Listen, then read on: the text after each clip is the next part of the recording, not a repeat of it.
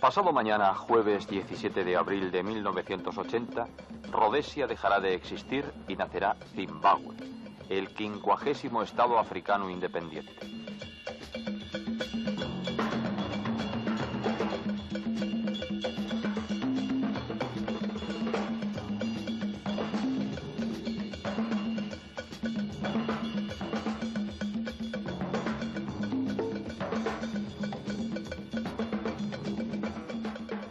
Concluirán así 15 años difíciles, en los que Gran Bretaña, como el poder colonial responsable, las Naciones Unidas y los países limítrofes en África lucharon con los problemas suscitados por el régimen ilegal blanco impuesto por Ian Smith.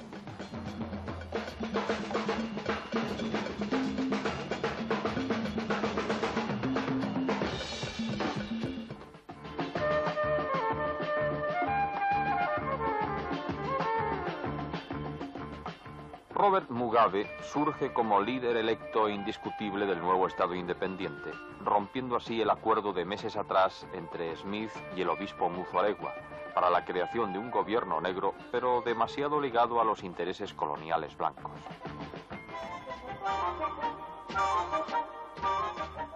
Pero regionalmente, en el cono sur de África, las cosas no van a cambiar mucho. Los problemas siguen siendo casi los mismos, ya que la gran potencia sureña, el régimen de Pieter Botha, que sigue manteniendo la segregación racial en las tierras de Ciudad del Cabo, no tiene ningún proyecto a largo o mediano plazo para la reconciliación entre la mayoría negra dominada y la minoría blanca dominante.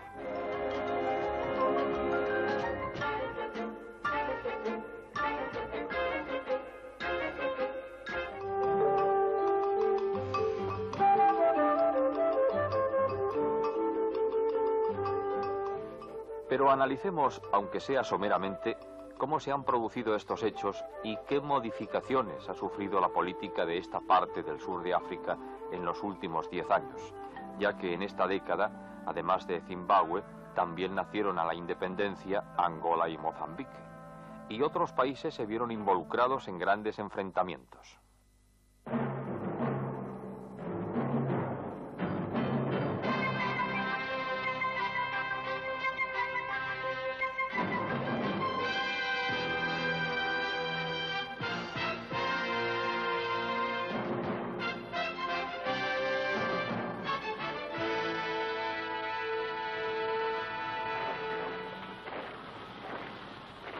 ...1974... un relevo de la guardia de las tropas portuguesas en la región surafricana. Es una de las últimas ceremonias de su clase, pues el imperio que ellos defienden está desapareciendo. Un golpe de estado militar en Lisboa significó el abandono por Portugal, casi de la noche a la mañana, de sus dos inmensas colonias, Angola y Mozambique. Para el África meridional constituyó sin duda el suceso más crucial de la década de los 70.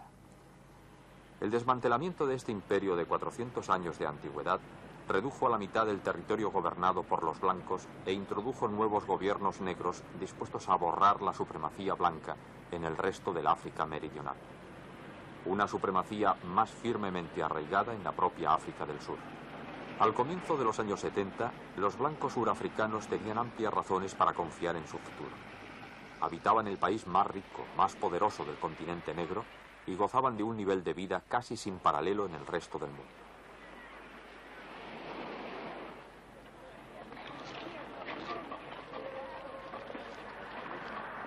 La historia era muy distinta para la mayoría de los surafricanos cuyo color de piel no era blanco, y constituían 4/5 partes de la población.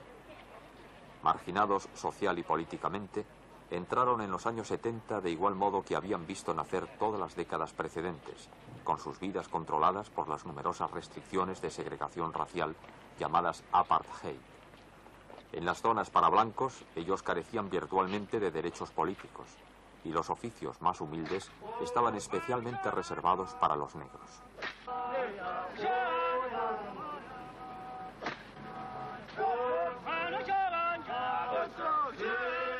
Aunque los negros eran oficialmente ciudadanos de África del Sur, solamente podían visitar las zonas para blancos si tenían que trabajar allí, y tenían que vivir en barriadas aparte, en las afueras de las ciudades blancas. En el extranjero, el apartheid fue visto en general como opresión.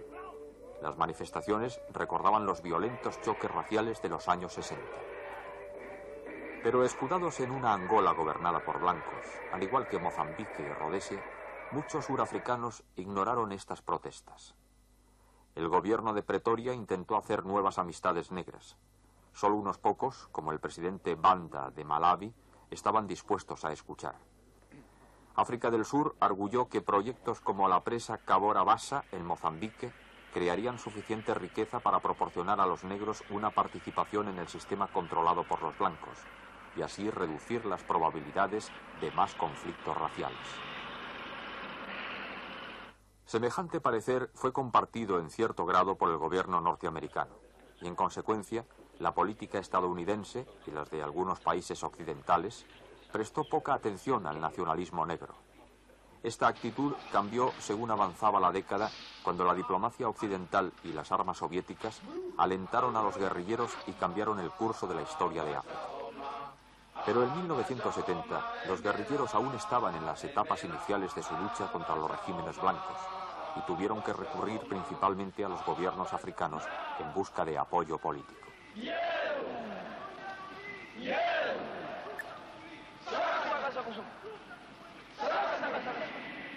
En 1970, el presidente de Zambia, Kaunda, fue anfitrión en la Conferencia de Países No Alineados, de la que surgió el llamado Manifiesto de Lusaka. Este y un documento posteriormente adoptado por la Organización para la Unidad Africana prometían el apoyo activo a los movimientos de guerrilleros negros. En los recintos de las Naciones Unidas, el bloque africano remachó el mismo compromiso contraído, a veces frente a la oposición de los occidentales. Rusia y China se convirtieron en los principales partidarios extranjeros del nacionalismo negro. China estaba construyendo una nueva línea de ferrocarril de 1.600 kilómetros entre la franja cuprífera de Zambia y el puerto tanzanio de Dar es Salaam, para liberar que las exportaciones de Zambia tuvieran que ser transportadas a través de Rodesia. La mayoría del armamento de los guerrilleros procedía igualmente de Pekín o de Moscú, y las operaciones militares se planeaban desde Zambia y Tanzania. Aquí, en Dar es Salaam, en 1970, Samora Machel, el nuevo presidente del Frente de Liberación de Mozambique, Frelimo, dirigía la guerra contra los portugueses. En el norte de Mozambique ya había muchas zonas bajo el control de los guerrilleros. Según avanzaban, trasladaban a los poblados sus equipos médicos, maestros de escuela y administradores para ganarse la simpatía de la población local. Sus reveses militares solían tener carácter temporal, limitándose a retornar pacíficamente a los poblados una vez que los portugueses se habían marchado.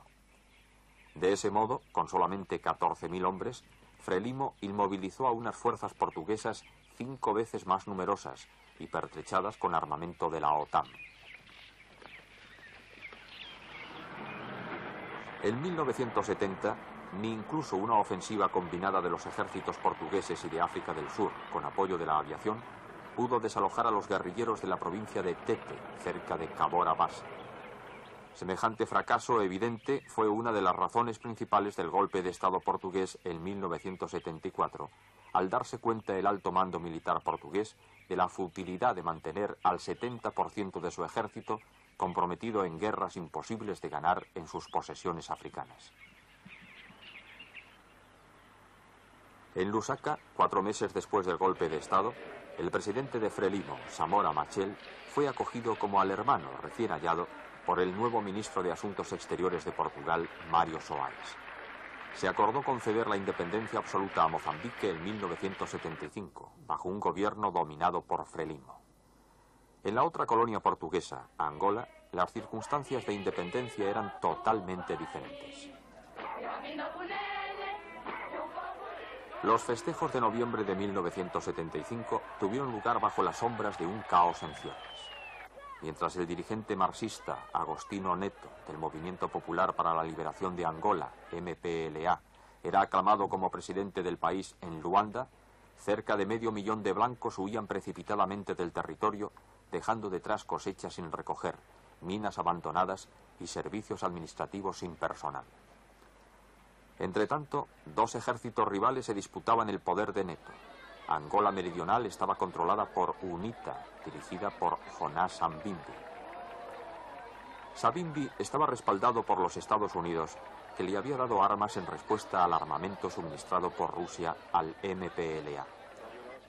Norteamérica, en realidad, prefería a un tercer contrincante en el norte, Holden Roberto, del Frente Nacional para la Liberación de Angola.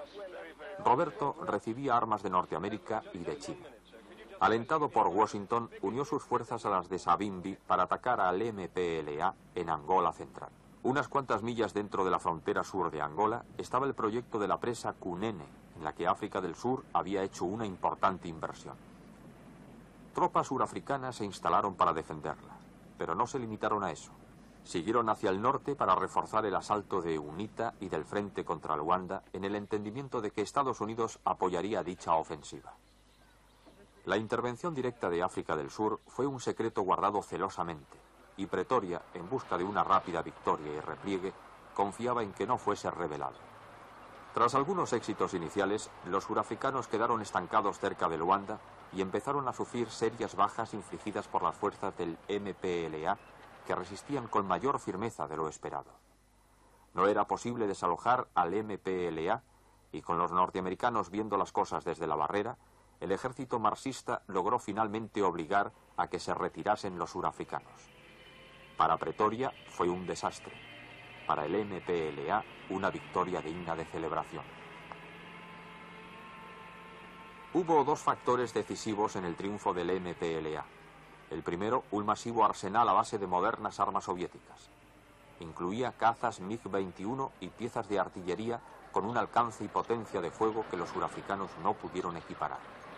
El más temible era un lanzacohetes de 40 tubos llamado el órgano de Stalin.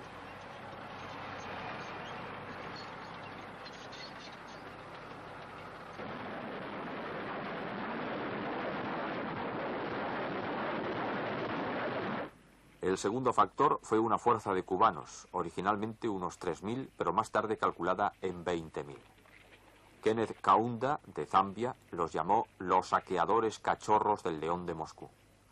Pero en el sur, Jonas Savimbi, de UNITA, jamás fue derrotado enteramente y continuó solo la lucha durante el resto de la década. Estos cambios súbitos en Angola y Mozambique tuvieron serias consecuencias para Rhodesia. En 1970, el primer ministro rhodesiano Ian Smith había declarado a su régimen ilegal una república. Fue un acto de desafío y de confianza, basado en el conocimiento de que habían fracasado las sanciones internacionales. Los ferrocarriles surafricanos traían las materias más esenciales, incluyendo el petróleo.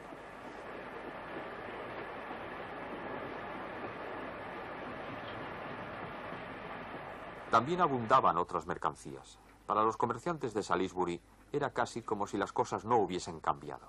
En 1971, Ian Smith y el ministro británico de Asuntos Exteriores, Douglas Home, acordaron un plan para dar a los africanos una participación en el gobierno.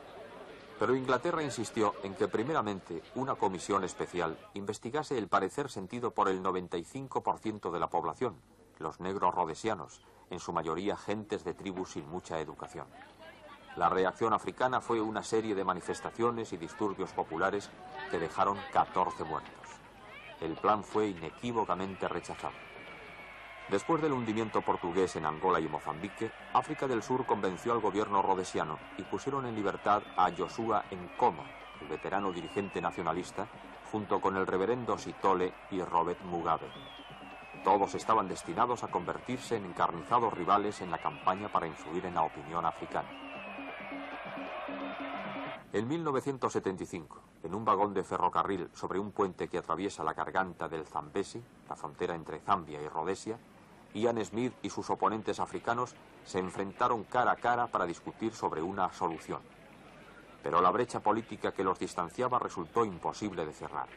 La reunión no logró nada, pese a un despliegue de amistad entre el premier sudafricano Vorster y el presidente Kaunda de Zambia. Cerrada la vía a un acuerdo negociado, Rhodesia se sumió rápidamente en una guerra de guerrillas. Tribus negras, usando Mozambique como base, se infiltraron en el este de Rhodesia. Los agricultores blancos transformaron sus granjas en fortalezas y se familiarizaron con las armas automáticas, como ya lo estaban con arados y horquillas. Las batidas de los guerrilleros alteraron las vidas de los africanos rurales también. Los trabajadores agrícolas tuvieron que pasarse las noches en las llamadas aldeas seguras, protegidas por el ejército. Toda persona que anduviese por el exterior después del toque de queda corría el peligro de ser tomada por un terrorista y muerta a tiros. Según se desarrollaban en Rodesia estos sucesos, también se desafiaba la supremacía blanca en África del Sur, pero de modo diferente. En 1972, los estudiantes blancos organizaron protestas sobre la educación segregada, que acabaron en graves disturbios en Ciudad del Cabo y Johannesburgo. Pero de efecto más duradero fue el creciente coro de protestas procedente de los obreros negros. Las peores condiciones de vida para los negros eran ciertamente muy primitivas, y el salario de algunos grupos de trabajadores era tan bajo que internacionalmente se consideraba que apenas les impedía morirse de hambre. En 1973, más de 60.000 negros se declararon ilegalmente en huelga para obtener mejor paga. Los disturbios se extendieron desde las fábricas a las minas de oro, y en la mina Western Deep Levels, 11 mineros africanos en manifestaciones violentas fueron muertos a tiros por la policía y otros 27 heridos. Al año siguiente, 50 huelguistas más murieron en las minas de oro, haciendo que casi 50.000 mineros dejasen la industria. Fue suficiente para hacer que las compañías soltasen parte de los beneficios hechos con el oro. Los mineros negros de las galerías obtuvieron subidas de salarios de entre el 30 y casi el 70%. Y algunas compañías prometieron que los negros que hicieran el mismo trabajo que los blancos recibirían también igual paga.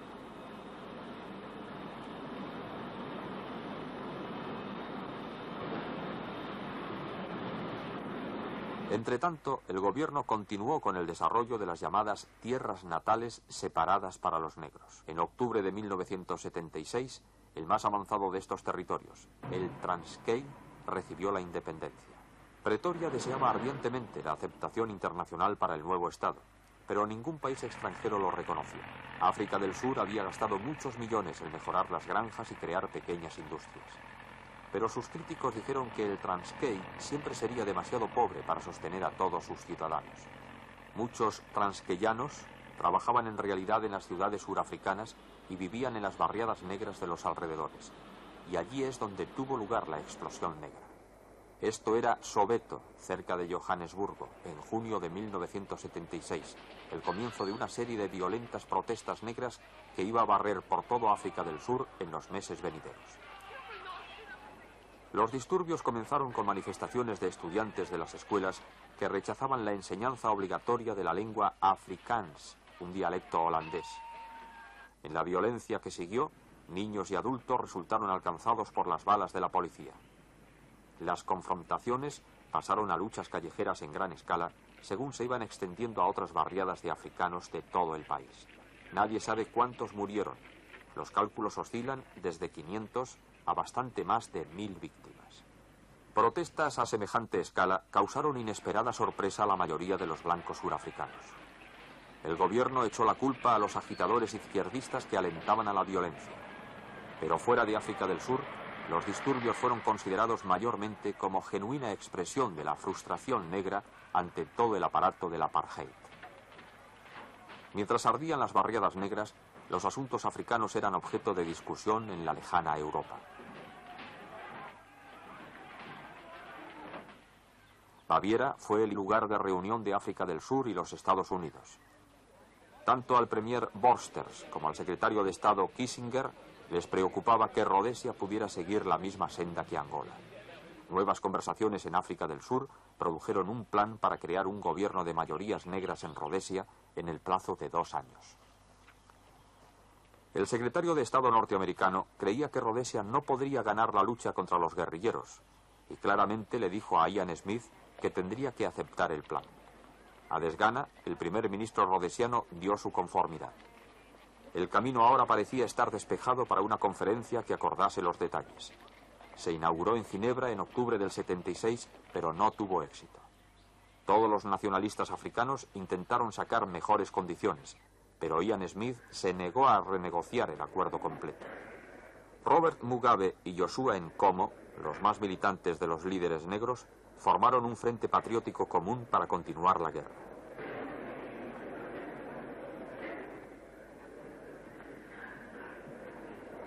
El fracaso diplomático significó una intensificación de la lucha. Las fuerzas rhodesianas pronto se hallaron utilizadas al límite.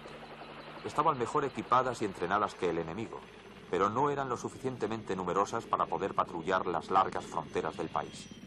Luchaban contra unos 15.000 guerrilleros y continuamente perdían el control de las zonas rurales. Según empeoró la situación bélica, aumentaron las bajas. Tan solo en 1978, más de 5.000 resultaron muertos, cerca del doble del total de los 5 años anteriores.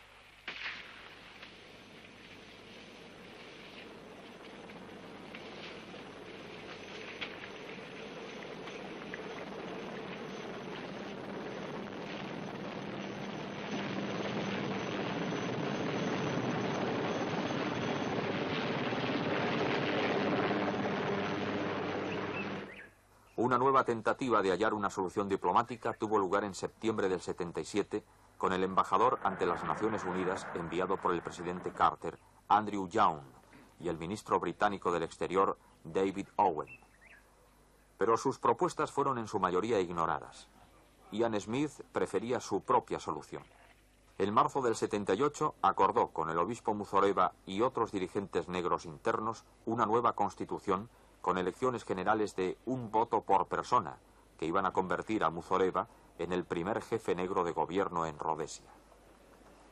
Nkomo y Mugabe rechazaron con desdén tal solución y se burlaron de la idea de que los dirigentes negros internos de Rodesia serían capaces de poner fin a la guerra.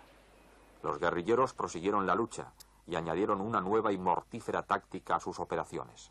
A finales del 78 y comienzos del 79, 2 aviones regulares de pasajeros de las líneas rodesianas fueron derribados cerca de la frontera con Zambia mediante proyectiles teledirigidos soviéticos tipo SAM.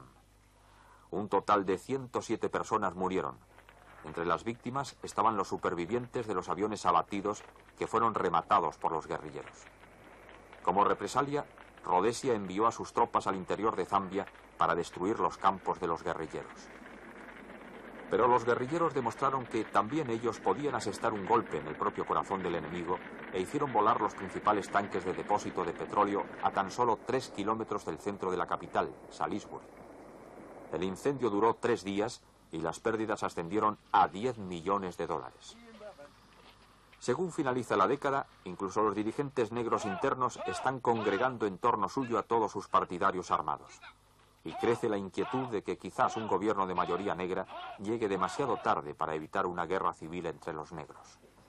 Entre tanto, cambios importantes están teniendo lugar en el África suroccidental, la antigua colonia alemana que Pretoria había gobernado bajo mandato internacional durante 60 años, y en la que la cultura alemana aún se mantenía muy vigorosa. Aquí se juntan 2 desiertos, el Kalahari y el Namib, que da al país su nombre en lengua africana, Namibia. Bajo ellos yacen ricos depósitos de minerales, cobre, uranio, y en el sur, donde el río Orange desemboca en el Atlántico, diamantes de aluvión que pueden ser recogidos en las arenas como si fuesen guijarros.